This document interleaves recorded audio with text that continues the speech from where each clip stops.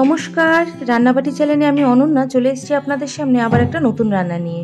আজ আপনাদের সঙ্গে শেয়ার করে দেখাবো ধোকার ডালনা। চলুন তাহলে দেখে নিই। এখানে নিয়ে নিচ্ছি 2 কাপের মতন ছোলার ডালের গুঁড়ো। এখানে ডালের গুঁড়োটা আমি বাজারে রেডিমেড ইউজ করছি, তবে আপনারা চাইলে ছোলার ডালটাকে ওভারনাইট ভিজিয়ে রেখেও পেস্ট করে নিতে পারেন। এবার ডালের গুঁড়োর মধ্যে অল্প অল্প জল মিশিয়ে একটা ব্যাটার তৈরি করে 15 মিনিটের জন্য রেস্টে রেখে দেবো। এবার কড়াইতে তেল গরম হলে দিয়ে দিলাম কালো জিরে, সামান্য একটু হিং, 4-5টা কুচিয়ে রাখা কাঁচা লঙ্কা আর সামান্য একটু গ্রেট করে রাখা আদা। আদাটা যেই ভাজা ভাজা হয়ে যাবে দিয়ে দেবো 1/2 চামচ হলুদ গুঁড়ো, 1/2 চামচ লঙ্কার গুঁড়ো, স্বাদ মতো নুন আর চিনি। এবার সব কিছু মশলাকে ভালো করে একটু ভেজে নিচ্ছি। আদাটা যেই ভাজা ভাজা হয়ে আসবে তখনই দিয়ে দেবো ডালের ব্যাটারটাকে। ডালের ব্যাটারটাকে দিয়ে এখানে 3 থেকে 4 মিনিট মিডিয়াম ফ্লেমে একদম শুকিয়ে নিচ্ছি। দেখুন 3 থেকে 4 মিনিট হয়ে গেছে, ডালের ব্যাটারটাও একদম শুকিয়ে গেছে। কড়াই থেকে যখন ডালের ব্যাটারটা এইভাবে ছেড়ে আসবে তখনই বুঝবেন ধোকার ডালের ব্যাটারটা একদম তৈরি। এবার থালার মধ্যে একটু তেল মাখিয়ে নিয়ে ডালের ব্যাটারটা দিয়ে দিলাম। এবার খুন্তির সাহায্যে ভালো করে ডালটাকে ছড়িয়ে নিচ্ছি। দেখুন সুন্দর করে ছড়িয়ে নিয়েছি। এবার 5 মিনিটের জন্য রেস্টে রেখে দেবো। আবার 5 মিনিট পরে ঢাকনা খুললে আমি এখানে ধোকাগুলোকে বরফির আকারে কেটে নিচ্ছি। আপনারা চাইলে আপনাদের পছন্দ মতন শেপে কেটে নিতে পারেন।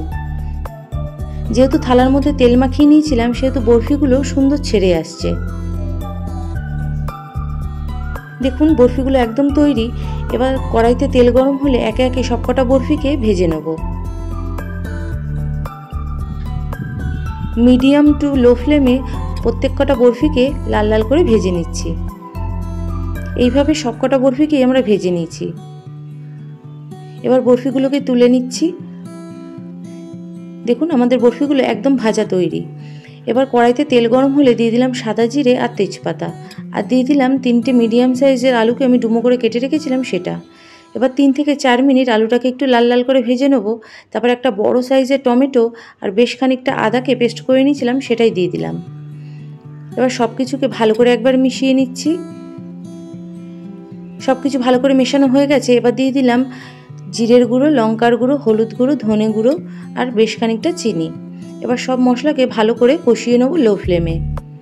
এখানে মশলাটা কষানোর সময় আমি অল্প অল্প জলও অ্যাড করেছি, তাতে মশলাটা সুন্দরভাবে কষে যাবে আর মশলাটা পুড়ে যাওয়ারও কোনো ভয় থাকবে না।